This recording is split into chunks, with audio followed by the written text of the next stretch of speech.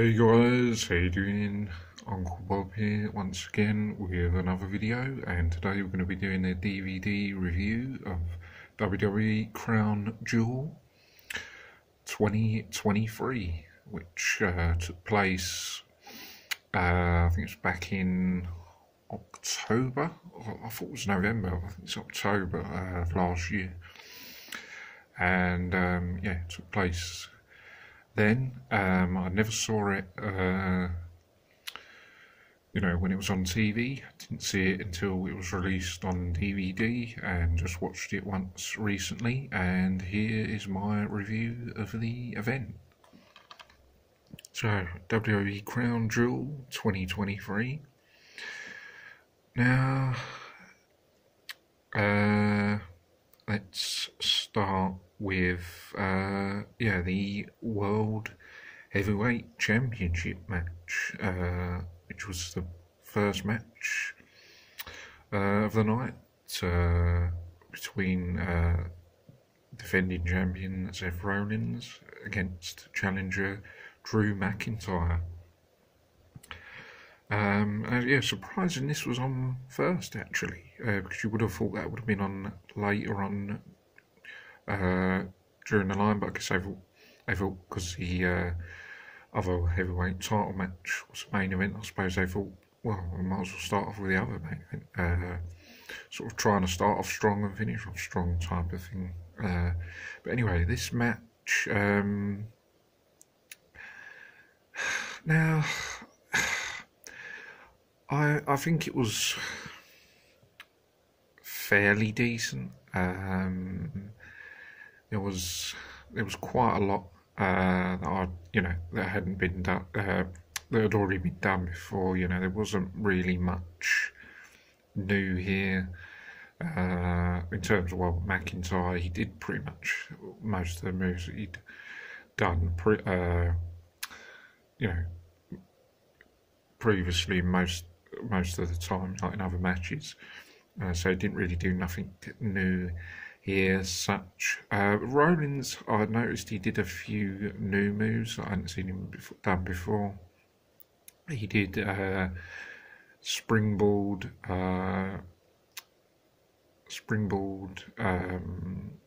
diving swanton, and then he done a springboard moonsault, which I've not seen him do before, so that was a couple of new moves from him. I think you can fairly say that it wasn't. I don't think you could put it down as a match of the year, but it was fairly decent, and there was a few near falls, which was quite good. But as I say, I don't think it was a match of the year, and as I said, I don't think there wasn't enough for me that was anything that hadn't been done before. There wasn't really nothing much new, but as I said, it was fairly okay, and it was a good start to the show. Now the next match, I'm trying to think of the order, but yeah, we'll just go to it anyway. But I don't know if this is the right order. It was the Fatal 5-Way match for the Raw Women's World Title, defending champion Rhea Ripley versus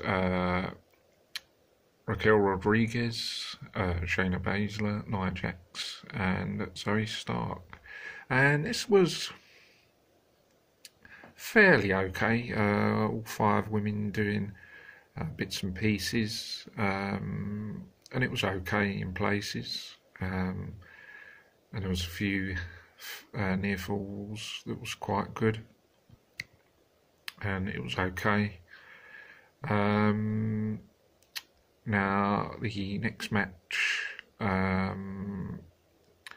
was, I don't know if this is the right order, but we'll go to the match between Solo Sikoa versus John Cena. And again, this match was it was it was all right.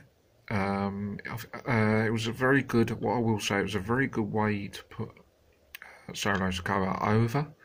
A very, very good way to do that. So I think that was good in that aspect because he's supposed to be a future star going forward. I don't know if they've done really much. I have to say it's been quite poor with Solo Sikoa since then. They've not really done much since then to build him up. I think they should have capitalised on that. They certainly didn't use him at the Rumble, which they should have done to showcase him, but they've not really built him up in other big matches since then, have they, really, to be honest? I think they should have built him towards something, better and bigger things, but they've not really done much with him since then, which is not very good. Now, as I said, this match was alright. As I said, it reminded me of the seniors matches against Umaga years back. And Sikoa certainly did a lot of moves that Umaga did in that match. So not really, and there wasn't really anything new in that I hadn't been done before. Just doing a lot of Sikoa doing a lot of Umaga's moves that we'd seen before. So it was kind of like, it was more or less like Umaga versus Cena match of the past, sort of seen it all before. Cena certainly didn't do anything new here, same usual Cena routine. But I mean, as I said, it's all been done before, but fairly decent fight and a good way to get Umaga over.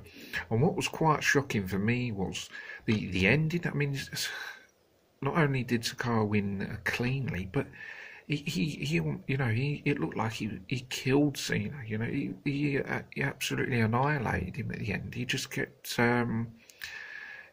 giving him Samoan spikes. I don't know how many Samoan spikes he gave him, but he just absolutely smashed him to pieces. He just kept.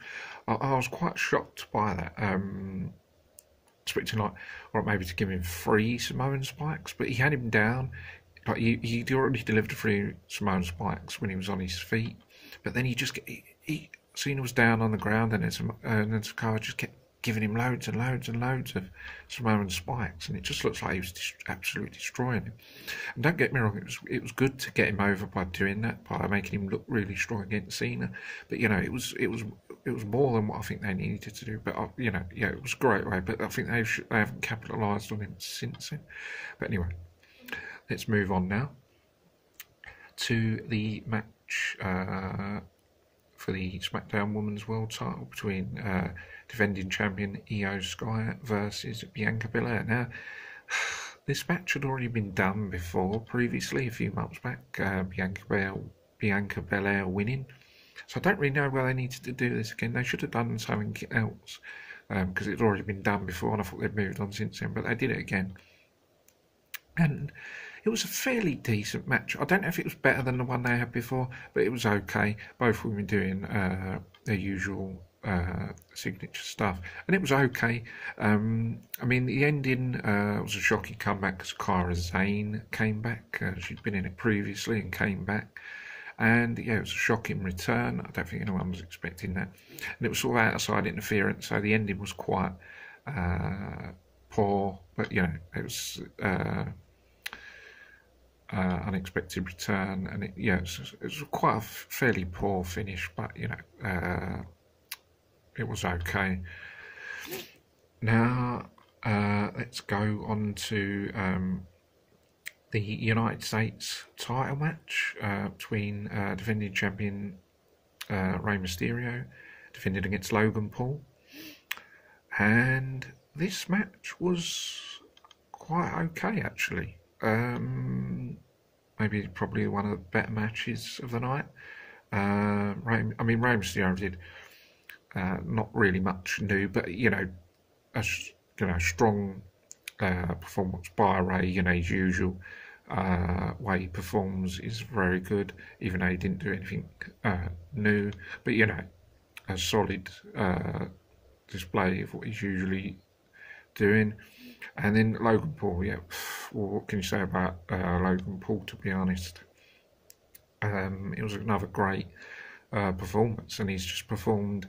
He still looks a bit off the way he's executing moves. He still looks a bit amateurishy, like he's sort of like not being in the right place at the right time with executing moves, and looking a bit sort of messy, and yeah, a bit dodgy, but still pretty good for someone who's not been wrestling that long, and still delivered when he needed to be, and executing some high risk manoeuvres. And he did do a few good moves that I hadn't seen him do before. And you know, like in a lot of his other matches, he keeps performing.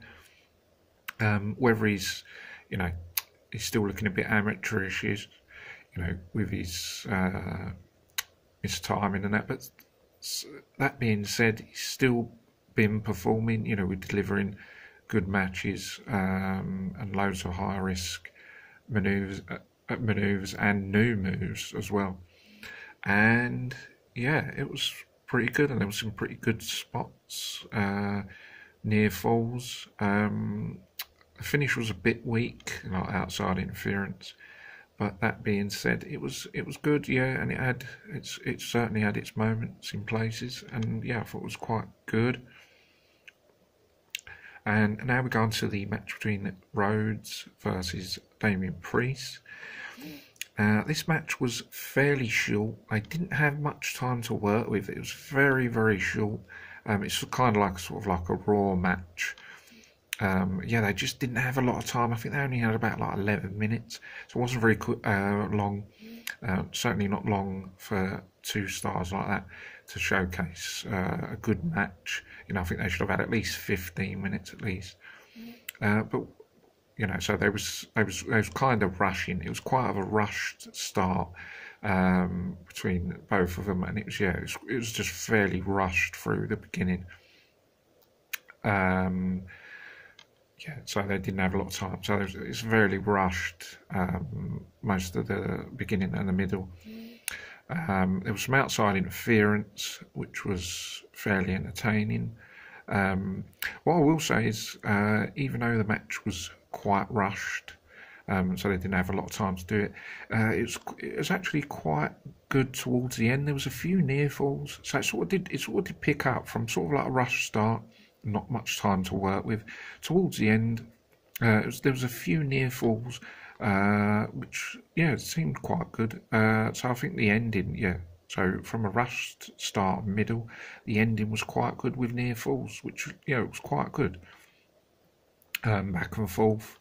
Yeah, so apart from it being quick and rushed at the beginning and not much time, towards the end, yeah, it was quite good with the near falls, back and forth, and yeah, it was okay towards the end. Now I think we're left with the main event.